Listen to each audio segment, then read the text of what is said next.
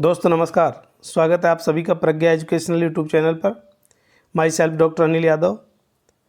महत्वपूर्ण प्रश्नोत्तर की श्रृंखला में आज हमारा दूसरा वीडियो है और ये प्रश्न अपने आप में इसलिए अलग है, मैंने आपको कल भी बताया था कि ये प्रश्न जो आप अन्य वीडियो देखते हैं यूट्यूब चैनल पर जिसमें प्रश्नोत्तर की श्रृंखला में और भी विद्वान साथी हल करवाते हैं, तो उनसे भिन्न देने का मैं प्रयास कर रहा हूँ कि आपको कुछ अलग प्रश्न मिले और महत्वपूर्ण प्रश्न है। तो आज के सेशन का हमारा दूसरा वीडियो है और इसमें दूसरी बात यह है कि इसमें NCERT और राजस्थान माध्यमिक शिक्षा बोर्ड कक्षा 11 और 12 मनोविज्ञान की जो बुक है पाठ्यक्रम में संचालित, तो उनसे भी ये प्रश्न इसमें समाहित किए गए हैं। अब हम प्रारंभ करने जा रहे हैं आज के सेशन का। हमारा पहला क्वेश्चन, आधुनिक मनोवैज्ञानिकों को निम्नलिखित में से कौन सा कथन अधिक मान्य है? आधुनिक मनोवैज्ञानिकों को निम्नलिखित में से कौन सा कथन अधिक मान्य है? यानी जो आधुनिक जो साइंटिस्ट है, मनोवैज्ञानिक है, तो वो जो मनोवैज्ञानिक है उनके मत में कौन सा कथन अधिक जो है मान्य है या सही है? पहला कथन है मनोविज्ञान आत्मा के अध्ययन का विज्ञान है, स्टडी ऑफ सोल है। दूसरा कथन है मनोविज्ञान मन के अध्ययन का विज्ञान है।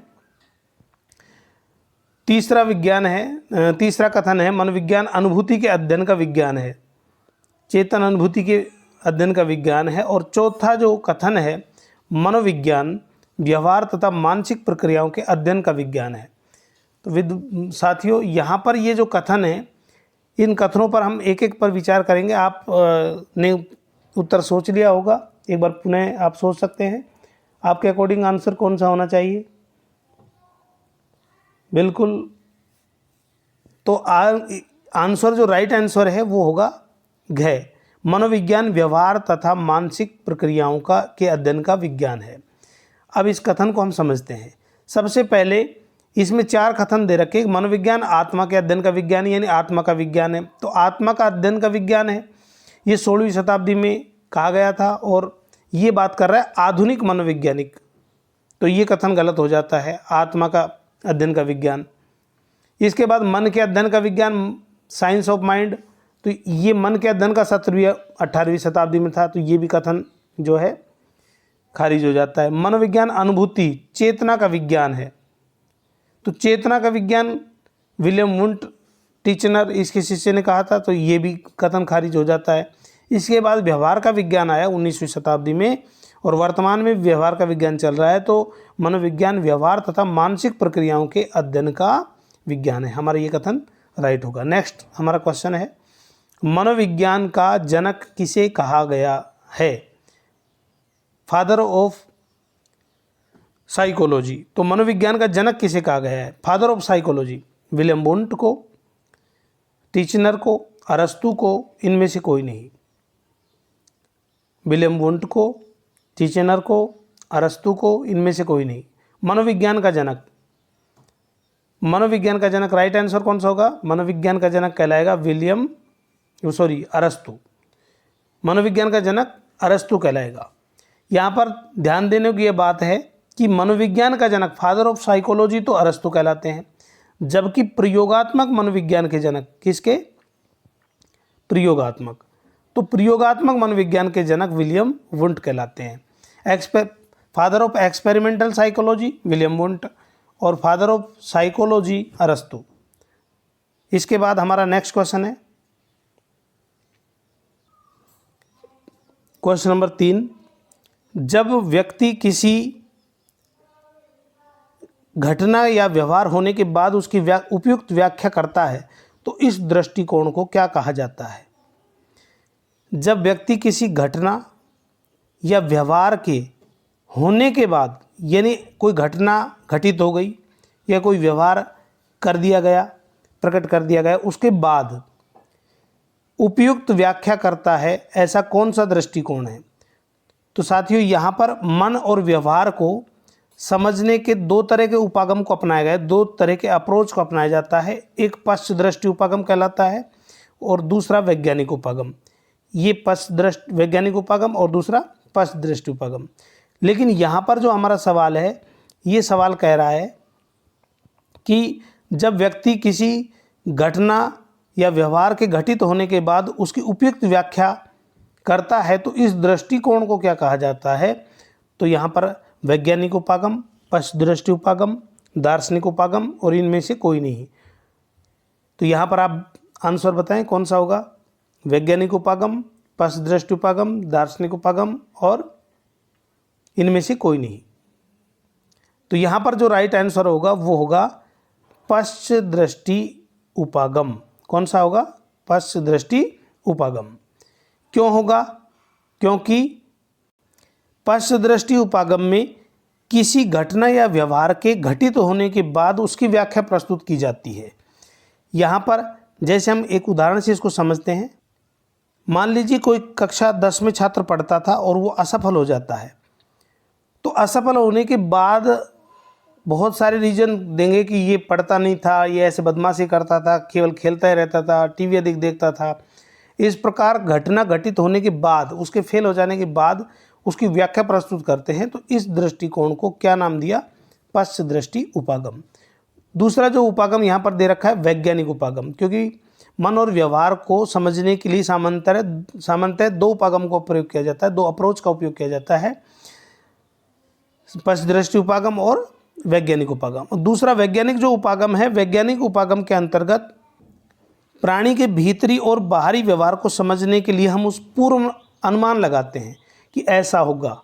तो पूर्व अनुमान जिसमें लगाया जाता है वो वैज्ञानिक उपागम होगा, और जिस घटना घटित तो होने के बाद जब व्याख्या प्रस्तुत की जाती है पश्चदृष्टि उपागम होगा। ये आपके लिए बहुत नवीन क्वेश्चन है। आगे बढ़ते हैं हम। हमारा नेक्स्ट क्वेश्चन है क्वेश्चन नंबर 3 दे रखा है। ये क्वेश्चन नंबर 4 है। क्वेश्चन नंबर 4 यहाँ पर सेंट्रेक के अनुसार निम्नलिखित में से कौन सा कथन सही है? एक विद्वान हुए सेंट्रेक, 2005 में परिभाषा दी थी। उनके अनुसार कौन सा कथन सही है? मनोविज्ञान व्यवहार का विज्ञान है, पहला कथन। मनोविज्ञान अनुभूति का विज्ञान है, दूसरा कथन। मनोविज्ञान व्यवहार एवं अनुभूति दोनों का विज्ञान है, तीसरा कथन। और मनोविज्ञान व्यवहार और मानसिक प्रक्रियाओं का विज्ञान है। तो सेंट्रेक ने 2005 में कौन सा कथन बताया था, कौन सा कथन कहा था, कौन सा कथन सही है? एक बार पुनः देख ले। मनोविज्ञान व्यवहार का विज्ञान है, मनोविज्ञान अनुभूति का विज्ञान है, मनोविज्ञान व्यवहार और अनुभूति का मनोविज्ञान है, और मनोविज्ञान व्यवहार एवं मानसिक प्रक्रियाओं का मनोविज्ञान है। साथियों, सेंट्रेक ने जो परिभाषा दी थी, कौन सी दी थी? घ मनोविज्ञान व्यवहार और मानसिक प्रक्रियाओं का विज्ञान है। यानी ये व्यवहार का भी अध्ययन करता है और मेंटल प्रोसेस जो चलती है, जैसे चिंतन करना, स्मरण करना, जो संज्ञानात्मक प्रक्रियाएं हैं, उनके अध्ययन का भी विज्ञान है। तो ये परिभाषा किसने दी थी? सेंट्रेक ने। इसके संबंध में हम और कथन भी देखेंगे, लेकिन पहले हम नेक्स्ट क्वेश्चन हल करते हैं। मनोविज्ञान की प्रथम प्रयोगशाला कहाँ खोली गई? मनोविज्ञान की, ये क्वेश्चन नंबर 5 है। मनोविज्ञान की प्रथम प्रयोगशाला कहाँ खोली गई थी? लिपजिंग में, न्यूयॉर्क में, दिल्ली में और पेरिस में। आप सभी जानते हैं इस क्वेश्चन को। मनोविज्ञान की प्रथम प्रयोगशाला जर्मनी के लिपजिंग शहर में। ये लिपजिंग कहाँ पर है? जर्मनी में है। तो जर्मनी के लिपजिंग शहर में मनोवैज्ञानिक प्रयोगशाला 1879 में खोली गई। और किसने खोली? विलियम वुंट ने। विलियम वुंट ने मनोवैज्ञानिक प्रयोगशाला खोली, और इसी कारण से बहुत सारे प्रयोग भी किए उन्होंने, अध्ययन किए। तो प्रयोगात्मक मनोविज्ञान के जनक, father of experimental psychology, William Wundt कहलाते हैं। पहली प्रयोगशाला खोली, मनोविज्ञान की प्रथम प्रयोगशाला थी लिपजिंग शहर में। नेक्स्ट क्वेश्चन, सही सुमेल बताइए। यहाँ पर 3 विद्वानों के, मनोवैज्ञानिकों के नाम दिए हुए हैं, वुंट, वाटसन, टिचनर। अब यहाँ पर 3 कथन है। यहाँ पर नीचे देखिए आप, टाइप में थोड़ा सा अलग तरीके से टाइप हो गया ये। प्रयोगात्मक मनोविज्ञान का जनक, दूसरा कथन है व्यवहार का विज्ञान, और तीसरा है चेतन अनुभूति का विज्ञान। तो व्यवहार का विज्ञान, प्रयोगात्मक मनोविज्ञान के जनक और चेतन अनुभूति का विज्ञान। तो यहाँ पर वुंट ने कौन सा कथन कहा था? वुंट ने कहा था प्रयोगात्मक मनोविज्ञान के का जनक। तो अभी बताया मैंने, फादर ऑफ एक्सपेरिमेंटल साइकोलॉजी। तो प्रयोगात्मक मनोविज्ञान के जनक कौन कहलाते हैं? विलियम वुंट कहलाते हैं। अब विलियम वुंट तय है, यानी ए और तय। तो यहाँ पर निष्कर्ष दे रखा है कि जैसे क है, क में दे रखा है ए तथा थ, तो ये भी गलत है, क्योंकि ए में वुंट है और थ में क्या है? थ में है व्यवहार का विज्ञान। तो व्यवहार का विज्ञान वुंट ने कहा नहीं। ब में वाटसन है, यहाँ पर ए और तय, ए और तय, ए में वुंट है और तय में प्रयोगात्मक मनोविज्ञान का जनक है। तो यहाँ पर ये राइट होगा, ऑप्शन ख। ये ऑप्शन ख सही है। प्रयोगात्मक मनोविज्ञान का जनक कौन कहलाएगा? William Wundt. ये मेल करना था। नेक्स्ट क्वेश्चन है, संरचनावादियों ने मनोविज्ञान का अध्ययन विधि किसे स्वीकार किया? जो संरचनावादी थे, स्ट्रक्चरलिज्म वाले जो मनोवैज्ञानिक थे, विलियम वुंट और टिश्नर, तो संरचनावादियों ने मनोविज्ञान का अध्ययन करने के लिए कौन सी विधि को उपयुक्त माना? तो उन्होंने कौन सी विधि बताई? तो संरचनावादियों ने प्रयोगात्मक विधि, अंतर्निरीक्षण, ये अंतर्निरीक्षण है, प्रेक्षण, इनमें से कोई नहीं। तो साथियों, संरचनावादियों ने मनोविज्ञान का जो अध्ययन किया तो वहाँ पर एक विधि का प्रयोग करते थे, अंतर्निरीक्षण विधि। कौन सी विधि का? अंतर्निरीक्षण विधि।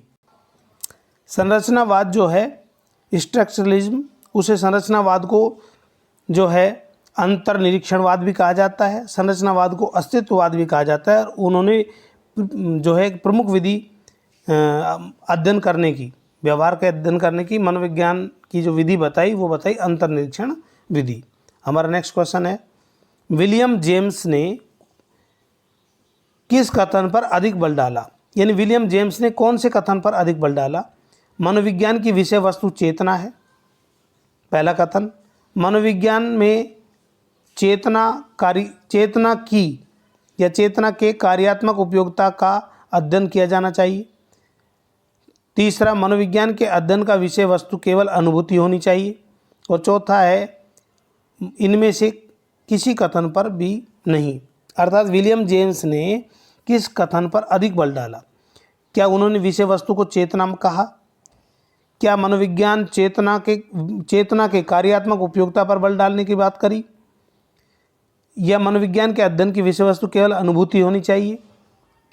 इनमें से, या चौथा ऑप्शन है इनमें से किसी कथन पर भी नहीं। तो राइट आंसर क्या होगा? मनोविज्ञान में चेतना की जो कार्यात्मक उपयोगिता है उस पर क्या डाला? बल डाला। किसने? विलियम जेम्स ने। विलियम जेम्स ने एक प्रसिद्ध पुस्तक भी लिखी थी, principle of psychology. Principle of psychology जो पुस्तक थी, उस पुस्तक में संरचनावाद के सिद्धांत का प्रतिपादन किया और संरचनावाद का विरोध किया और कार्यवाद की स्थापना की, प्रकार्यवाद की स्थापना की। तो यहाँ पर विलियम जेम्स ने कार्यवाद के संस्थापक कहलाते हैं, विलियम जेम्स कहलाते हैं।